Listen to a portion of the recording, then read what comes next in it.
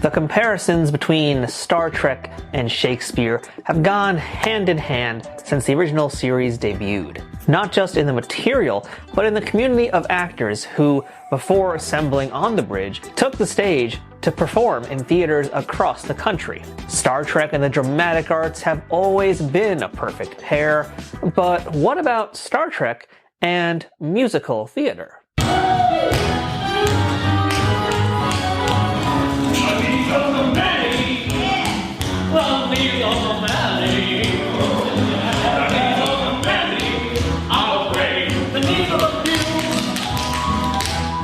Well, as it turns out, those two things go together a lot better than you may think. And there's really only one thing you could say about something as special as that. Spock bop loop bop spock bam boom. Well, maybe there's a few other things you could say besides that, but we'll get to that in a little bit. This week on Trek Untold, I'm bringing you behind the scenes of the hot new off-Broadway show that combines singing, dancing, drama, space chickens, and vengeance, because we are going backstage for the musical sensation simply titled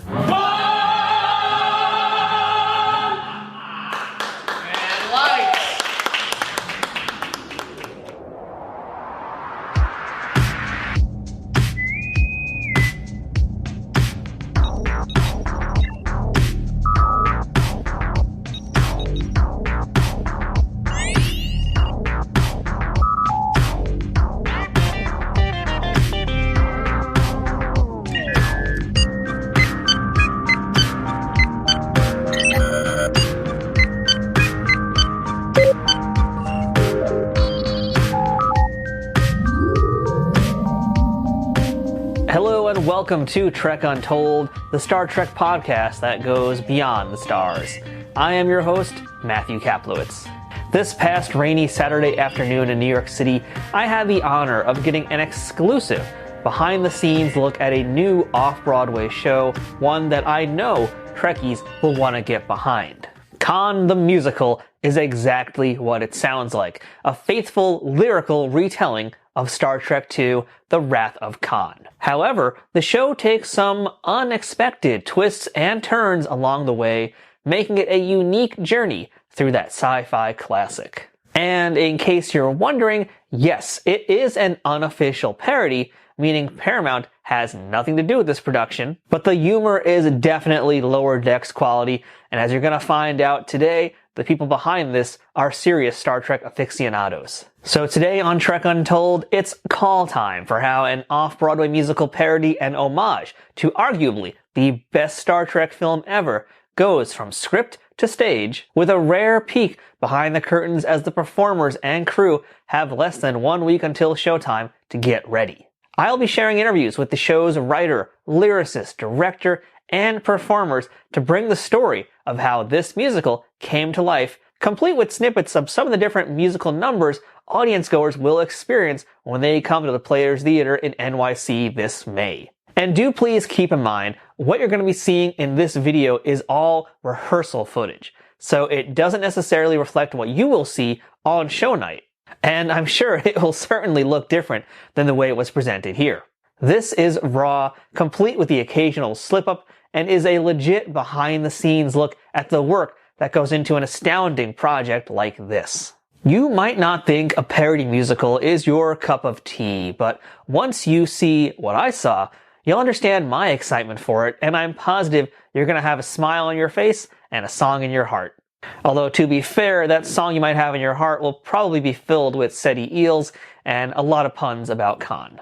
But before we begin this week's episode, I want to remind you to follow Trek Untold on Twitter, Facebook, and Instagram at Trek Untold, all one word. You can get show updates, check out some fun memes, and let me know what you think about what's going on with the current events in the Star Trek universe. You can also support this show directly on Patreon at patreon.com/TrekUntold, where you can support this show for as little as $2 a month. At higher tiers, you can listen to the shows before they come out, know about my guests well in advance, and even have a chance to ask them questions, get transcripts of these episodes to make sure you get all the info, and more benefits coming soon, including watch parties and live streams. But that's all dependent on more fans like you coming over and letting me know you want to be a part of events like that. If you want some Trek Untold merchandise, check out our store for gear and apparel, including shirts, hats, stickers, water bottles, notebooks, and a whole lot more. New designs will be added throughout the year, so it's always worth taking a peek. Trek Untold also has an Amazon shop where you can peruse everything Star Trek, sci-fi, and geeky on Amazon in one convenient location. If you're looking for a gift for the Trekkie in your life, or maybe want to see some of my favorite non-Star Trek things that you can get for yourself, check out the link for my Amazon shop in the show notes on the audio version and in the description below this video on YouTube. If you're listening to us on iTunes or any other audio platforms that allow for ratings and reviews, please leave us a 5-star rating and a positive review to help out this show. If you're watching it on YouTube, don't forget to subscribe to us at youtube.com/Trek Untold and give the video a thumbs up and a comment. All of these things help more people find this show and to continue growing and bringing you awesome guests each and every week. So with that introduction out of the way, let's set course for Manhattan and enjoy our away mission behind the scenes of Khan the Musical. Computer, engage documentary. Or in this case, let's call it a spockumentary. Make it so.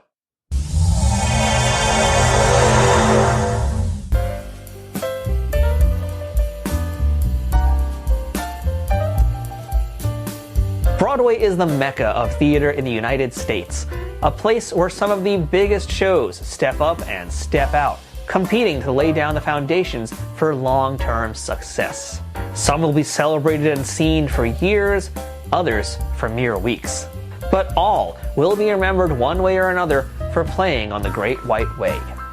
Blocks away from Midtown, in the shadow of Broadway, a new performance is being workshopped with a debut date closing in on them.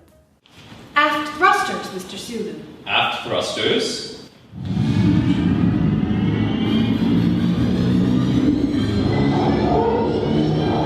And ahead 1/4 impulse power. 1/4 impulse. And away we go!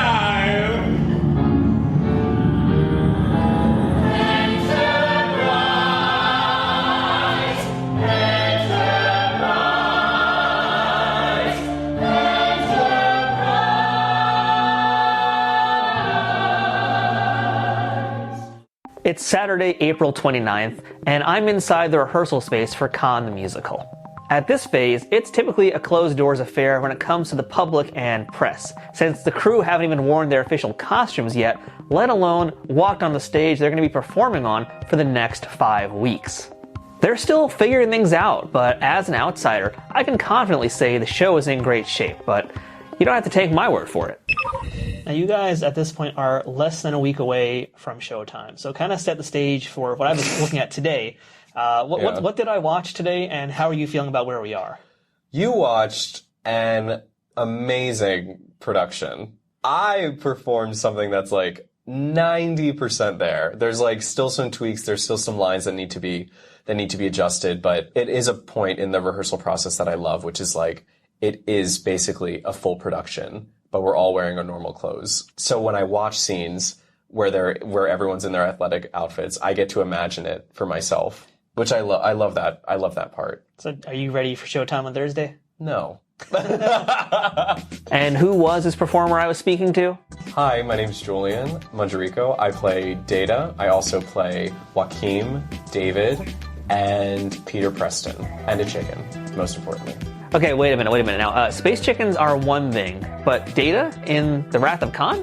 Well, I think it's time we back it up a little bit. Maybe about 15 years earlier to a rather unusual starting point. And a 1, 2, infinite. Let's begin another story on a shadowy sea, with a bulky beacon beckoning mysteriously. Take a journey to a wacky town and start to explore. Is it me, or have we sorta done this all before? That's Brent Black, aka Brentalfloss. He is a pioneer for YouTubers like me who rose to acclaim thanks to his brilliant song parodies of famous video game music. I've been enjoying his work for over a decade now, and his creative skill has never ceased to amaze me. He's also the head lyricist, composer, book writer, and creator of this musical. Brent, I've been following you since the days of Screw Attack, the early days of YouTube, In fact, I met you way back, I think it was maybe Comic-Con 2009 or 2010 here in New York. Oh, wow, yeah. On my other YouTube, my very first YouTube channel of 3, and somehow I convinced you to Dance Monkey Dance for me, and you sang like part of the Mike Tyson Punch-Out rap. Wow. So that's how far back I go. You must have had a lot of charisma, because I'm not always in the mood to, like, you know, be the jukebox guy, so you must just have something special. I gotta ask you for a big favor now. Do you mind singing the Punch-Out rap for me? It's my favorite song. I gotta hear it. Oh, I usually refuse to be anybody's monkey, but for you. You'll be my monkey? Big time.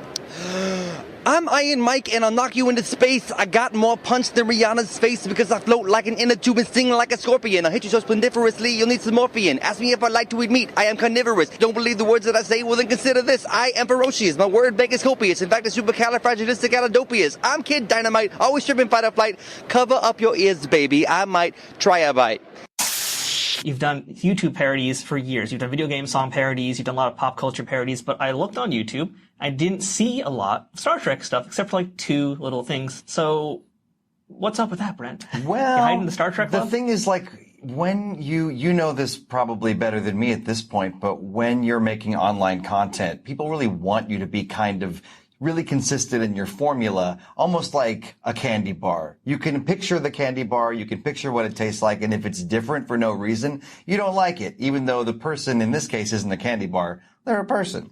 So whenever I would make Star Trek stuff, it would just flop in terms of views, because it's like, people don't come to this store for Star Trek. It's kind of like I don't go to McDonald's to buy a toaster. I think that if my Star Trek stuff had gotten more traction, I would have done more, but there wasn't as much crossover at the time, and I wasn't able to cultivate that kind of audience then. But hopefully I'll be a little more crossover now with this show. If Star Trek has been this like hidden passion for you, how long have you been secretly, quietly toiling in the shadows working on Con? 2015 was when I went to a strange dance show in Brooklyn. Aren't they all? Oh, yeah, well, I mean, they are all, but this was, let's just say, like, very indie, in a basement. Someone I had a crush on was in the show. I decided to go see it. And while that didn't work out, what did work out is that I started to zone out and kind of like, you ever just kind of like, have one of those long kind of periods during a show or something where like you're not paying attention. And then when you come to, everything that's happening hits you at once. And there were these 2 spacesuit guys on stage, and I was like, oh my God, it's Chekhov and Tyrell from The Wrath of Khan. And they're just like dancing and doing their thing. And I was like, wow, a Wrath of Khan musical would be exquisitely stupid, like so dumb, but like wonderfully dumb. My friend Alina Morgan, who actually was my co-writer on Brentalfloss the comic, just to tie that in, who also met me at Comic-Con in 2010, she co-conceived it by saying, hey, you should have Data make the holographic musical on the holodeck, and that's your premise to allow it to be a parody instead of it just being a parody. This will keep it almost in canon, where you could almost believe Data would do this and that the musical would be this kind of bad, but also this kind of good. Let's pull it back now to how this story left Dry Dock and went out to seek new frontiers with the help of this person. A mutual friend of Brent's and mine, who knew that we were both Star Trek fans, said, I have a friend who wrote a musical about the Wrath of Khan. And I thought, that's a terrible idea for a show. I want to read it. Meet John Lampe, the director of Khan the Musical. Prior to this project, Brent and John had never met before. But now, they're as inseparable as Kirk and Spock. I didn't know Brent's YouTube work very well. But once he sent me the original demos from the show and then sent me the script, I thought, yes, I absolutely want to meet this guy. He's a mad genius, but also I love this. You know, at that time, what I knew of him is he's kind of a director of, you know, indie stuff, like, not like some famous guy, but I was like, you know, let's have a Zoom meeting. And the background of his Zoom call was the Enterprise. And he was like, you're going to have to believe me, this wasn't for you. And I'm like, okay. And now I actually believe that. I realized that a year ago was the first emails that Brent and I exchanged. It was April 28th, 2022, in which he sent me the materials, so like the demos and the draft of the show as it was then, with the idea of we're going to do a reading in November. And that was all I was signed on for, with the hope that like, oh God, I hope they like what I do and I get to stick around for the production that we're doing now. It wasn't that he was a dyed-in-the-wool encyclopedic Trekkie. It's that he was a theater person who understood and appreciated Trek enough to know how to transform it, how to play with it. Because, you know, if you've got somebody that's one of those just absolute encyclopedic color inside the lines Trekkies, they're probably not ideal to be a creative collaborator on this show because they're going to want it to be just like the movie. The early drafts of this show were much more like the movie, and they didn't really work because of what we talked about structurally and even in terms of the vibe.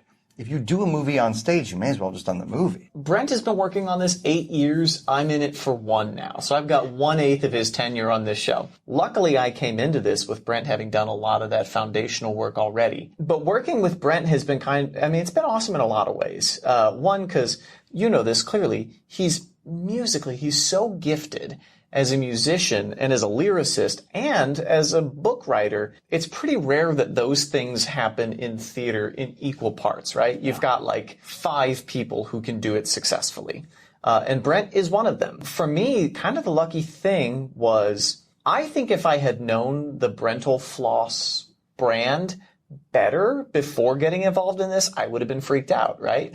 Because I wouldn't have known, or I would have been intimidated, I think. But what's funny is, and I guess this speaks to algorithms and how Spotify works, I'm a big novelty music person. Grew up on Dr. Demento. In fact, was probably first introduced to Star Trek from the firm's Star Trekkin' on a Dr. Demento CD. So I had heard Brentalfloss songs prior to even knowing who he was. And then I, kind of in doing my due diligence and looking this guy up, was like, oh, wait, I know who this guy is. Brentalfloss has like 13 or something years of YouTube history to just dig back through. So once I was signed on and got to work with Brent, that's when I could kind of dig back in and go, okay, so his pastiche of Hyperchannel Rag is maybe kind of similar to the pastiche of the DK rap or, whatever the case may be. But luckily, getting to work with him in the room we're very simpatico in terms of what we think the show should be. So it's great. I always say the best idea wins. So if we're watching something and I can turn to him and say, is this what you wanted? And he says, no, actually, there's no ego about it and we can adjust it.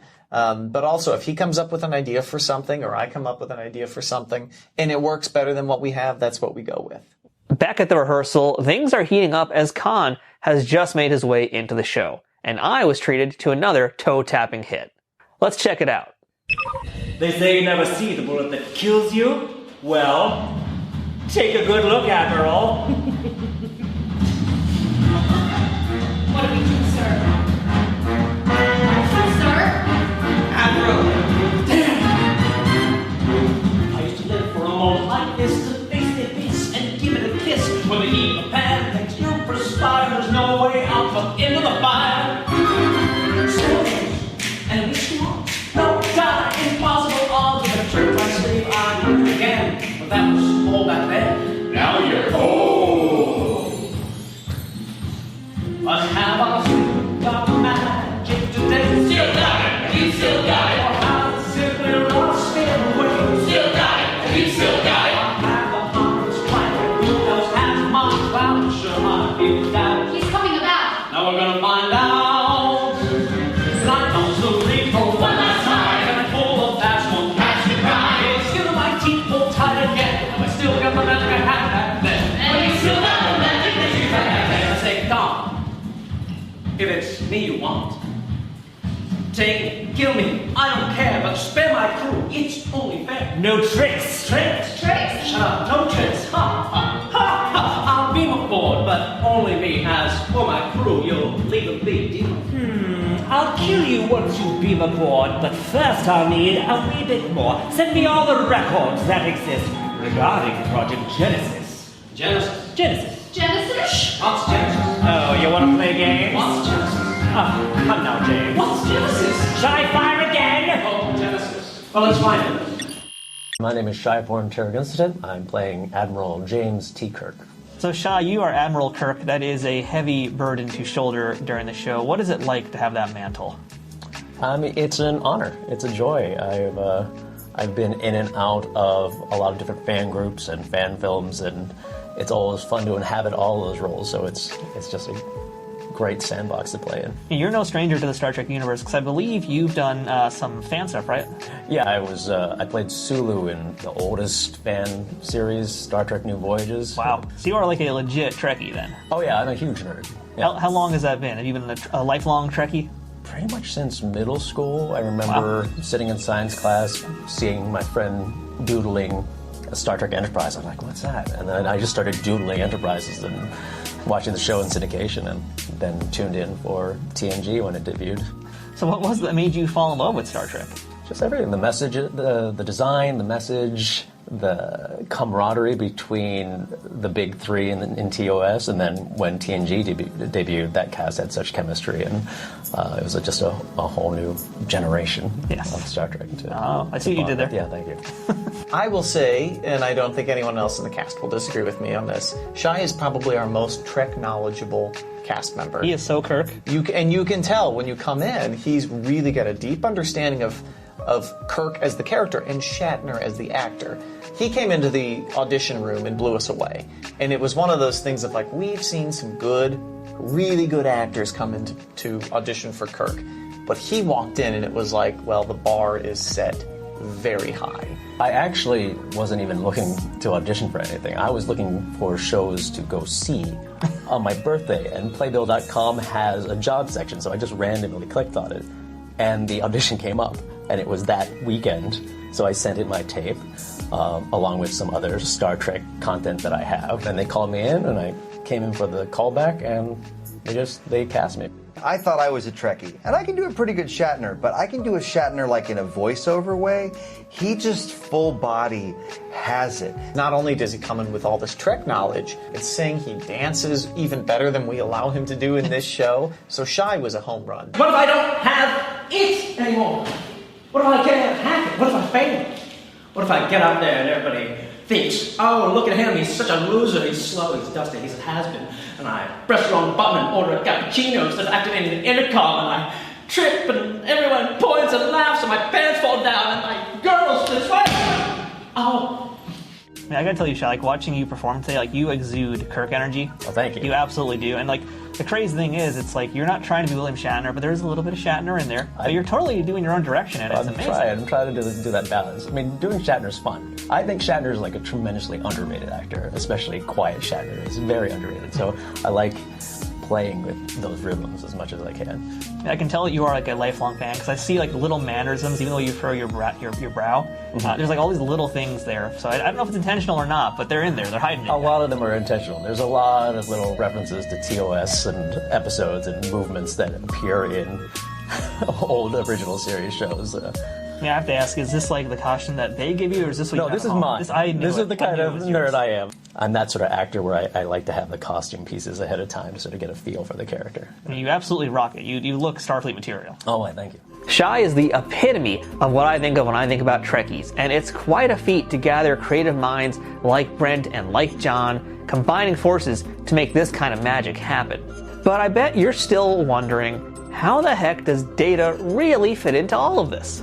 The answer is a little more complex than what Brent led us to believe.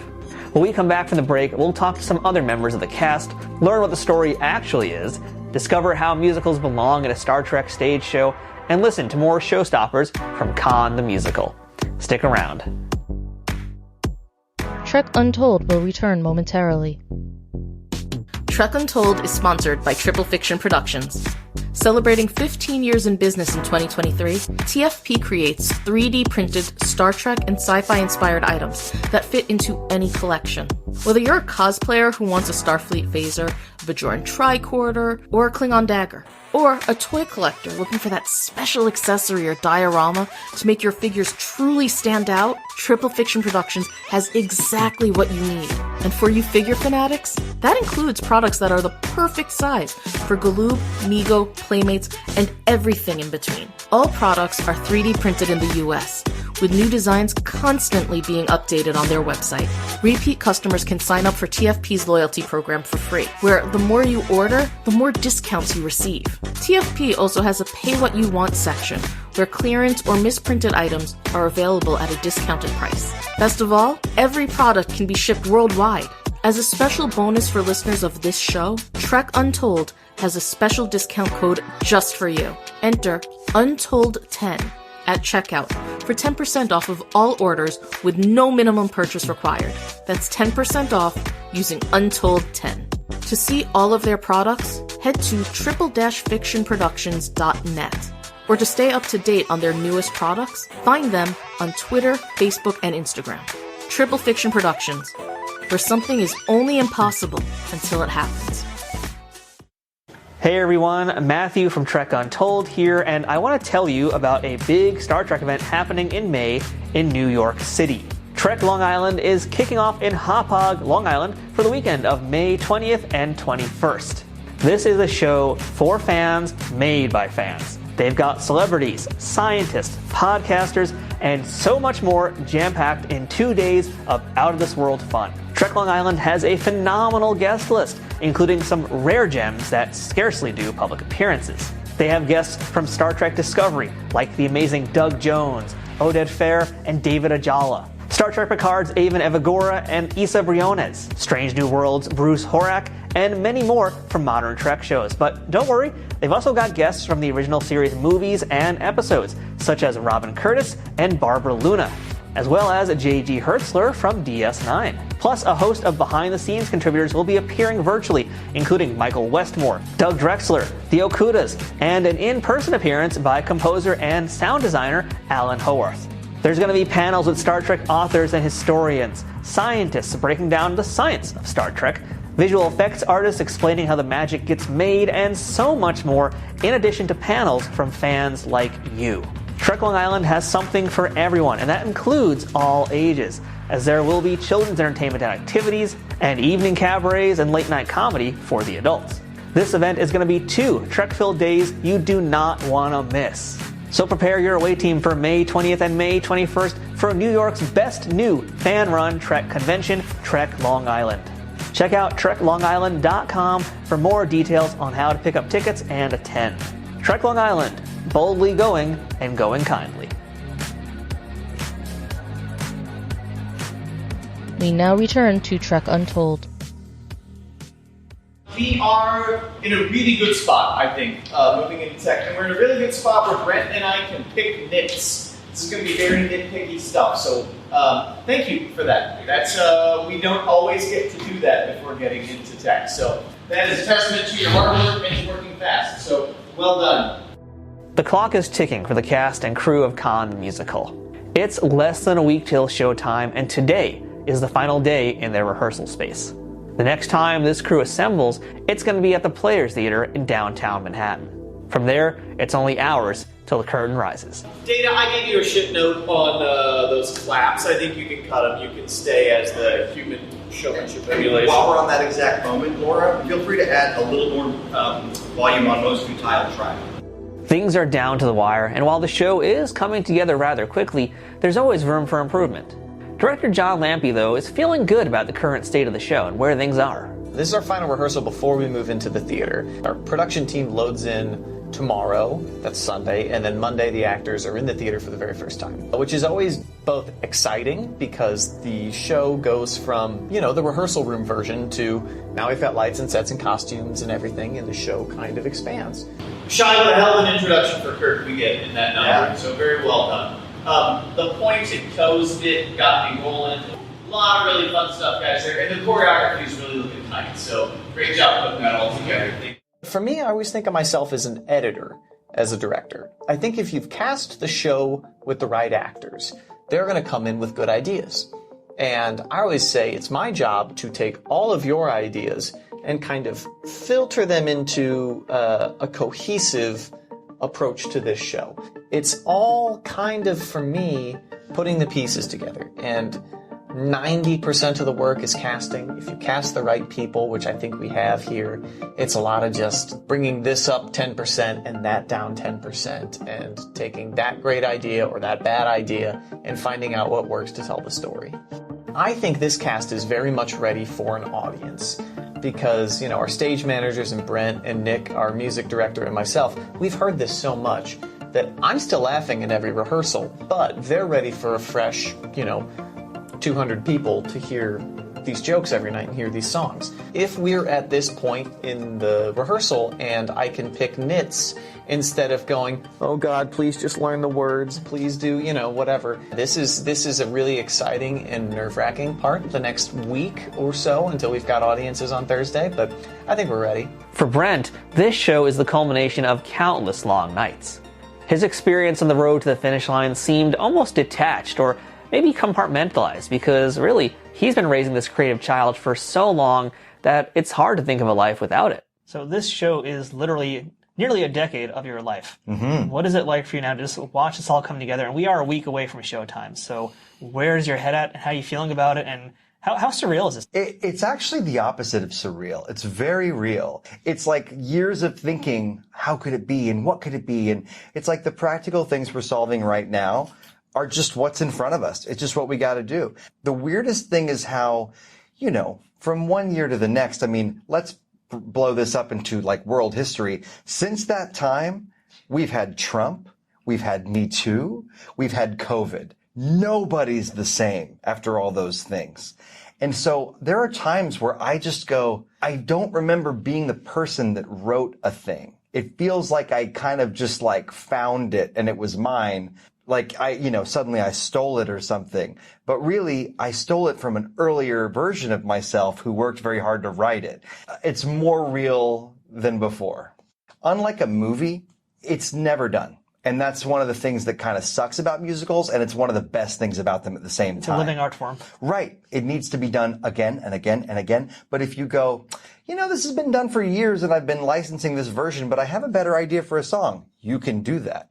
It's like this plants the seed for people to know about it so that it won't be just here, but like I have friends in Norway that are like, we want to help you translate this. I think this could be done in Germany. I think this could be done in South Korea, which has a surprisingly big explosion of musical theater in the last decade or so. This is in a modest and not glamorous or lavish way, the real thing. And if we can nail this one, the prototype is set and it can move forward in so many cool ways. So what can you expect to see on opening night? Well, here's the story to get you hyped as told by the cast and the crew. Data in the 24th century is trying to get in contact with his humanity by exploring forms of theater, as he does on the show, but in this case it's musical theater. It's a way to maybe explore the human condition a little bit, and of course Captain Picard, we know he loves Shakespeare. So he's written a historical musical based on the events of Wrath of Khan. He's trying it out, the first draft, for an artificially intelligent audience program, which is if you buy a ticket, you are one of those people in the artificially intelligent audience program. Okay, so that's how Data fits into the Wrath of Khan. We'll get more on that a little bit later, but let's not jump too far ahead since we're clearly going to be breaking up the space-time continuum a lot today. So as the show goes along, he learns more and more about how to write a musical, but starts to make some connections of like, Kirk is kind of an actor in his way, and when he yelled Khan, why did he do that? And maybe everyone's kind of an actor, and so it's like Data does have a little Data episode that is itself a framing device. But the plot of Khan the musical is pretty close to the Wrath of Khan. The difference is that Data has sort of algorithmically synthesized all of these characters into tropes without realizing that he's made them into tropes. So like Khan is not really Ricardo Montalban, he's not really Benedict Cumberbatch, he's almost closer to like a Frankenfurter from Rocky Horror, mix in a little bit of Scar from The Lion King, maybe a little bit of the Joker from Batman, but it's almost like we took the essence of what Khan does in the story and pulled it into musical theater. And that right there is the key to understanding Khan the musical. It's not merely just a retelling of the movie that we all love and know. The show is a parody of Star Trek while also being a parody of Broadway itself. But according to show creator Brent Black, it's unfair to call it a parody of those two things because, at its core, it's truly a loving homage done through song and dance. Parody and homage when it comes to musical theater have to be linked because it's music emulation. And so if you want to make good music that's trying to parody something else, it's almost impossible to do that without it being homage, unless what you're saying is that that music is bad. And none of the music I'm parodying is music I think is bad, so it's all kind of a marble cake of both. Is that the best you've got? It ain't yours so tough. Or do your own dirty work for a change, my friend. Or are you not man enough? After all this time, you retreat and disappear. If you want true revenge, you'll have to come down here. Ah, the sand of time, they don't reward the bold. As Klingons say, revenge, kapla, kapla, kapla, best of cold. Enjoy your stay, now I'll say my toodaloo. You'll ache and wail and starve just as my people had to do. Buried alive, buried alive. The musical theater references are, they're just fun for me and for musical theater fans, especially the ones that aren't Trekkies, who it gives them some red meat when they come see the show. But also, it's within the premise of the show. Data, to prepare to write this musical, watches like 1,000 hours. He's the bot that we forced to watch 1,000 hours. Someone had to do it. Yeah, of musical theater, but like ancient 20th and 21st century musical theater. So he doesn't realize he's regurgitating not only character tropes, but songs we've heard in transmogrified forms. You hear snippets of Rocket Man, 1776, Chicago, Rocky Horror, Les Mis. And if you don't know those shows, these numbers still work and make sense. But if you do, it's an extra treat. The most intriguing thing to me from the crew's explanation was that the characters were all intentionally meant to be tropes. And that was what led them down to their particular character traits, rather than being carbon copies from the various media that they've been portrayed in previously. One of the more surprising ones was definitely Saavik, who went through a very dramatic transformation, or maybe more accurately, a tropes formation. Really? You think I'm a good enough officer to go on an away mission? I think it will be educational. Maybe I'll be the one who can win at commendations.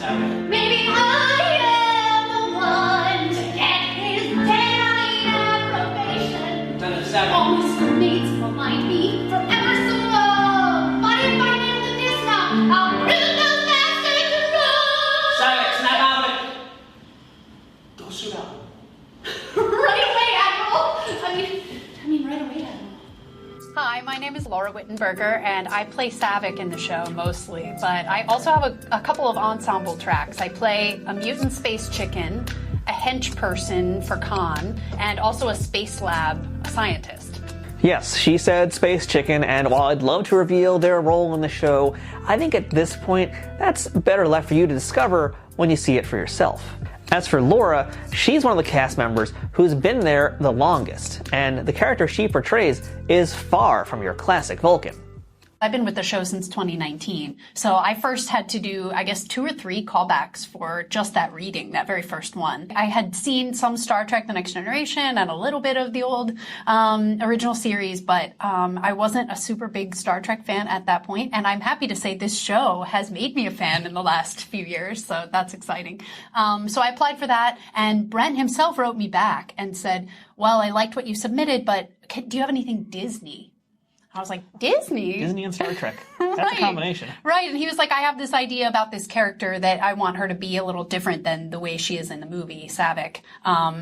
The way that Kirstie Alley does her is a little different than, if you noticed from the show version here. She's I guess I'm not spoiling anything by saying she's a bit of a Disney princess. She is. In combination with a Vulcan. See, I came in a little bit late, so I kind of missed a lot of those parts. But now this makes much more sense why she's suddenly dancing around the room and like having her princess songs. Right, right. She has a lot of feelings that I think she's trying to balance with her more Vulcan side. That she really looks up to Spock and wants to be more connected with her Vulcan side. There's a line where I say an interstellar Jekyll and Hyde. And that's kind of the idea of Saavik in this version. The two strongest things that I've taken for the character is I really like the idea that she's this strong, ambitious warrior woman on the inside. She really wants to be a captain. She wants to rise in the ranks of Starfleet, even though this is just the beginning of her journey in that way. I really like that kind of strong gumption. She's talking up to authority, even though maybe she shouldn't in the rank that she currently is. So I like that kind of strength in her.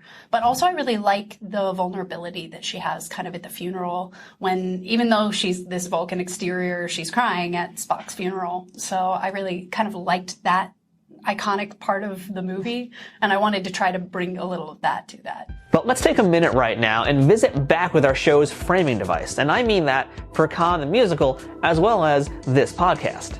It all comes back to Data, played by Julian Manjerico. I play a lot of roles in the show, and I think I play like 5 roles or something. And the one role that I'm the most scared to play is Data, because it's the most, factually accurate. Like, I have to do it precisely. It's not me making a joke about Data. It's me actually being him. Whereas every other role was kind of like I could come up with whatever I wanted to. So that's been a little jarring and scary to, try and perfect as much as I can before opening, so that the Trekkies don't kill me. Data to Captain Picard. Picard here. Captain, if Commander Montgomery Scott wanted to consummate his lust for a spacefaring vessel, how would he interface with it? I suppose I knew this day would come. Data, Mr. Scott was a very special man, but there's a reason the Federation made it illegal to marry a starship. Data is the glue of the show, but for Julian, Star Trek was a completely new universe to be a part of. So were you a Trekkie before the show? Not at all. No, so have you become one is the important question. Yes, which is great. What if I said no? I think I'd be very angry right now. Yeah, absolutely. No, I think that's it's one of my favorite things about acting is that I dive into a world, every play or film or anything. Most recently I did a movie where I played a professional clown who gets beat up by Tom Hanks, which is crazy. You and My Name is Otto, right? Yeah. Amazing. And I just dove into the world of clowning and what each kind of face paint means and how to clown, what those rules are in the world. So it was really cool to learn a new skill. And coming into this, I was I have no idea about anything about Star Trek. My mom always had it on, but I always walked away because it looked boring and fuzzy, vintage. And you was boring, Julian. Yeah, I know. But it was so old, and I was I was a preteen, so I didn't know anything. And I was oh, what's that? So it's been really cool to dive into this world of Khan and Star Trek and get to learn why people are so obsessed with it. Because I feel that now. Data is the play within the play, and that also means Data does double duty, filling in for the roles of several other characters. Some you're familiar with, like Khan's second-in-command Joaquin, and others who you didn't quite get to spend as much time with in the original movie, such as Scotty's ill-fated nephew, Peter Preston. Captain Spock, we are cleared for departure. Can I stay up here and watch the launch, Uncle? I mean, Commander, Uncle. All right. But once we jump to warp, you go right back to your post and stay there, no matter what. Cross me out and hope to die. So let's spend some time actually talking a little bit about Preston, because that's a character who you don't really get to spend a lot of time with in Wrath of Khan, and also a little bit with Joaquin, because, again, Joaquin and Khan, they're not quite what we are used to seeing. Yeah.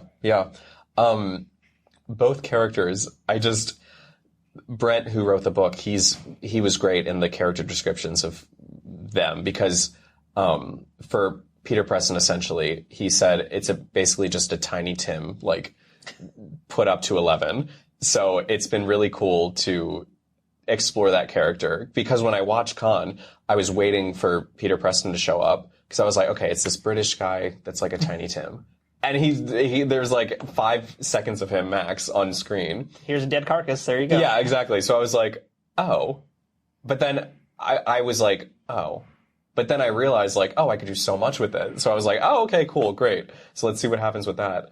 And then Joaquin, it's funny, in the character description, it was Khan's sniveling sidekick.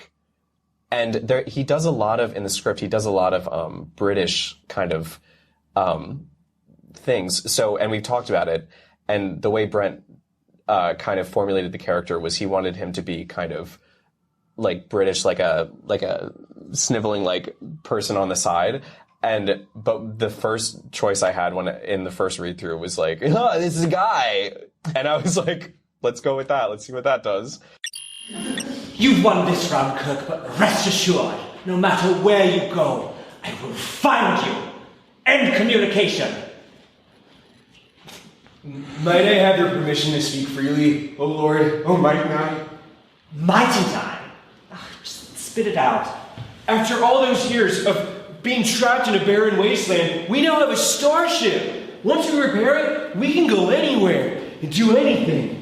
We could even start a bowling league. I don't know. That was before, and as Klingons say, kapla kapla, kapla kapla. I will say, like, as an audience member watching the rehearsals today, it's like it's fun seeing you go from Data to then suddenly becoming Preston or becoming Joaquin. You know, like it's a lot of fun seeing all these different transformations. I mean, what's it like for you to be able to kind of, at the start of the show, you're this stiff, rigid android, but as it goes on, you are many different characters with a lot of different physicalities, let's say. Yeah. I think I've realized how important it is that one can't go without the other. Like Data, I have to be so rigid and formal and, take the audience through the journey. And that makes my crazy characters that much funnier. And I will be, opening night, I will be like painted and I have like green contacts and my hair is going to be, so I'm very excited to see that. It'll be a very cool moment. I'm so sorry for the costume changes you're going to have to go through. Oh my God, I know. It's going to be hopefully there's AC in the Players Theater. Spoilers, no. Yeah, God. Sadly, I didn't have a chance to talk to every performer and crew member working on the show. And we've already met Shy, Laura, and Julian, so let's spend some time getting to know a few of the other cast members, including Khan himself, played by Zachary Kropp. Kirk tasks me, and I shall have him. I'll chase him round the moons of Nibia and over the river and through the woods and around the rings of Uranus if I have to. Khan, who is Zach Kropp, who is just like, we were down, as always is the case, between a couple Khans in auditions.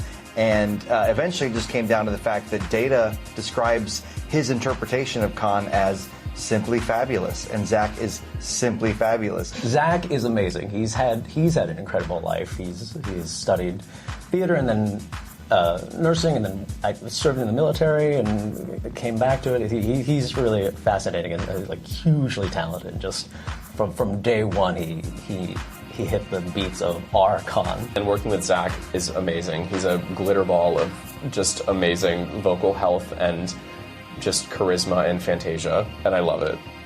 It's really cool to like work with both of them because it's such different worlds with both of them, but that's why, I love this show.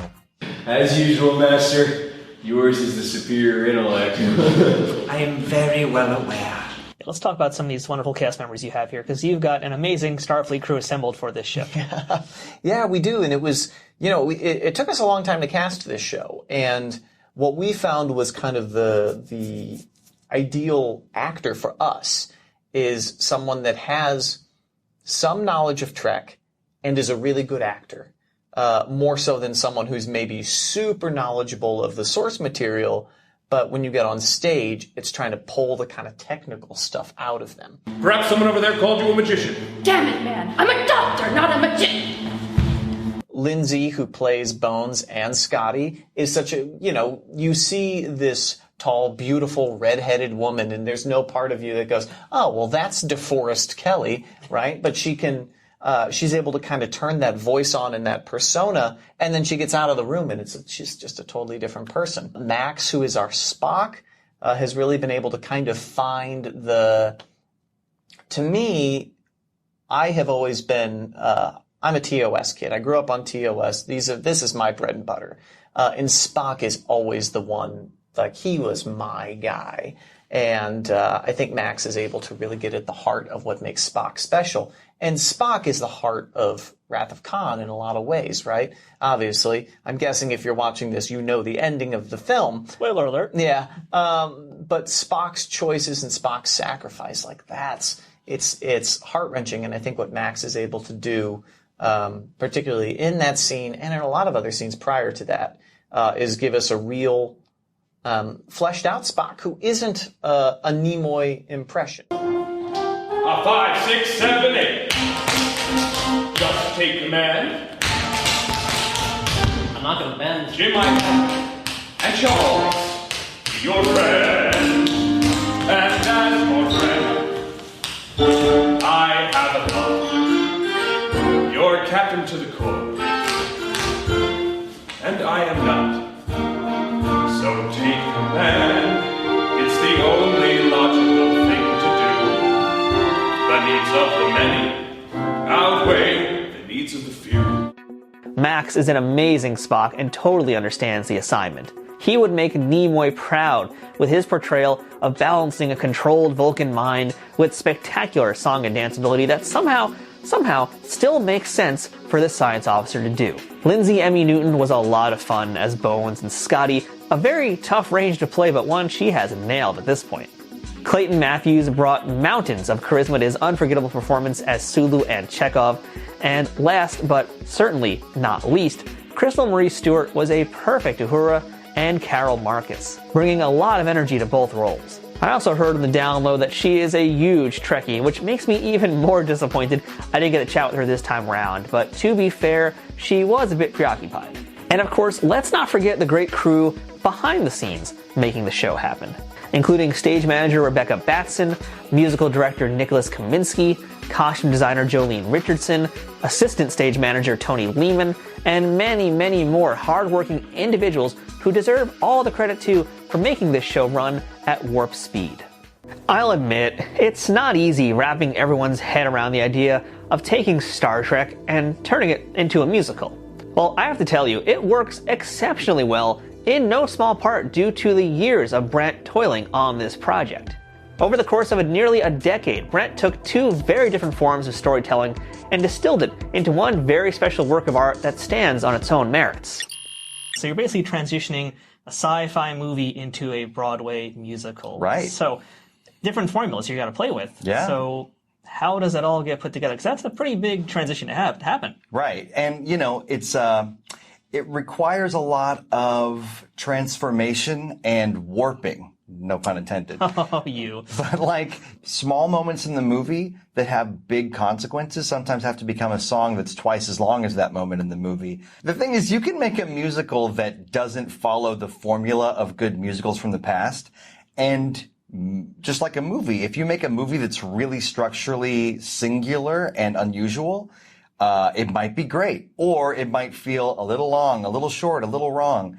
With musicals, if we're doing classic structure, you need your protagonist to have this longing and this desire. Almost every great Disney Renaissance movie has this, and it's a tried and true formula. The difficult part with Kirk and with the whole movie is that Kirk is what's called a passive protagonist. Everything in the movie kind of happens to him and he reacts to it. In a way, it's almost like Khan is the momentum protagonist and Kirk is our favorite guy protagonist. It was a lot of figuring out how to tarp the moments in the movie into musical theater structure. And a lot of times things that don't work in musical theater, it's not because they don't work in that scene. It's because you started screwing up 3 scenes ago and you haven't recovered. So I hope that gave you some insight into just kind of how that transformation from movie to musical works. But what about the people who don't know Star Trek? Well, yes, they do exist out there, and conversely, what about the people who like Star Trek but might not be a fan of musicals? The good news is this show is catered towards all audiences. As Brent and John explained, and being in the room seeing the show up close and personal, I can absolutely confirm that sentiment. This is a show that is not just for Trekkies, and it's not just for musical theater people. It's for both and for neither, because a good musical doesn't require you to like musicals and doesn't require you to know the characters. How many movies do you go see where you don't know the characters till you watch the movie? Most of them. It's their job to introduce you to the characters. So I built that in. And kind of the reason why this works is I think in the Venn diagram of Trekkies and musical theater people, that center part of the Venn diagram is probably pretty big, right? There's a lot of people with at least a little knowledge, and you don't have to have an encyclopedic knowledge of TOS or the films or TNG to really understand it, right? But, like you said, if you do, we have a couple of bits that kind of throw some red meat to the audience. But again, if you don't know what that is, it's not like you're going to miss out on the story. It's the type of musical that has so many references to other musicals that everyone can enjoy. So even if you don't know Star Trek, you can easily, quickly jump into the world because of the musical's songs based on so many other musicals in the canon of what's on Broadway. Every time we've done a reading or an airing, like a table read, where we've invited a bunch of people, and now there have been 7 in one way or another before this, someone, and usually more than one person, comes up and says, I've never seen a single episode of Star Trek, or I watched Star Trek when I was a kid and I didn't like it, but now they're interested in watching more. Or at least now they're like, are you doing this again? I'd love to bring a friend. That's kind of a flex, but after 8 years, I have the data, no pun intended. So it's not that it's just for this niche or just for that niche. If you like funny theater, or you just like having a good time, this will find you. And so it is to say, don't think that you can't bring your square grandma. Don't think that you can't bring your partner who doesn't like sci-fi and never likes stuff you like. It's designed to be a good time no matter what your background is, and with bonus elements if you are a Trekkie and or a musical theater person. If you ask any member of the cast and crew, they will all have their own unique answers for what their favorite number is from the show. For Laura, who's seen this musical go through so many changes during her tenure in Cannes since 2019, it's one of the newer songs recently added to the book that has her most excited. So you've been there since the very earliest iterations of the show. How has it changed? How has it evolved to where we are today? Oh, I love the various cuts. Of course, there's pieces that are great that I miss that had to be cut for continuity purposes or time or just because of character things. But there's a whole new song in this version that I had never heard before coming into rehearsals here, which is Boldly Go. Great song. And I love that piece. I just really, I think it kind of gels the moment of Kirk changing his mind and stepping into his role and becoming old Kirk, I guess, becoming the Kirk we all know and love, and having the team rally behind him. Well, you can't back up, and you can't slow down, and you can't slow up, and you can't get back down. Only thing to do is boldly go. You boldly went down to earth, back in your younger days. You boldly broke the right direction in 67 seconds. You boldly paint your death to save a one more adult spot. Only shot an innocent life. What? The one made out of rock. But if you never boldly gone, you would be the guy we rely on. It's time to set up once and boldly go. It's a rare treat to be able to see a show like this in the creative process of a rehearsal. I'm sure I saw some things that won't make the final cut, as well as witnessing some of the struggles that audiences will never be aware of by the time that curtain rises. But the one thing that stood out to me the most was how this group of strangers turned into a real Starfleet crew and found a second family among the stars. And this entire cast feels like, from day one maybe, I don't know how it was, you can tell me, but like it feels like you guys have just come together. Yeah. And you are Starfleet. You are a crew together. Yeah, it's been really cool. Like the first rehearsal, which is what I love about this. It's like I sit down, I don't know anyone, but now it's like I feel like I know everyone in a very great way. We all like clicked into each other, which is very cool. We've had a very short time to prepare, and they've come in and they just hit the ground running. Everyone was picked up the music super fast, picked up the line and the characterization super fast. Not everyone in here was a Star Trek fan coming in, so they did their research and glommed onto the characterizations very quickly. But the joy in the room is palpable. It really is everyone loving their characters and getting into it.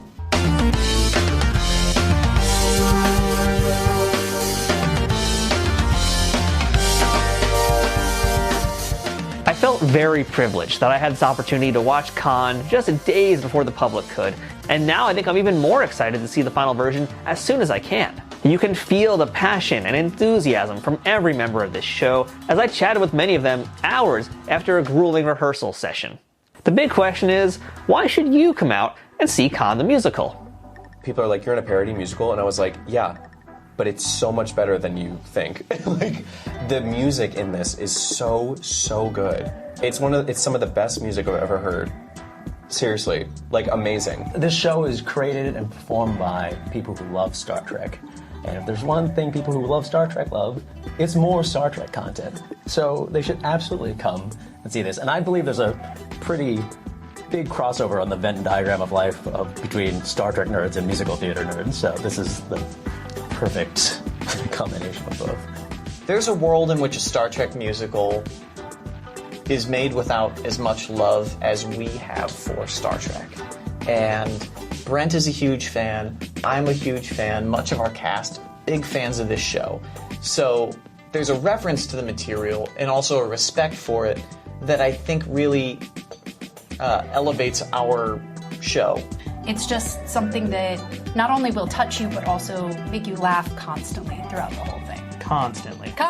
I mean, you just can't stop now. Constantly. Check out Con the Musical at the Players Theater, currently scheduled to run from May 4th to June 4th, 2023. If you don't live in the New York area, make sure to follow them on social media and show your support by saying you want the show in your neck of the woods. You can do that by following at Con the Musical on Facebook, Instagram, and Twitter. And do make sure to let them know you want a cast album available on Spotify too. For details on how to buy tickets, visit coniscoming.com. And as for the crew of this performance, break a leg and take us out.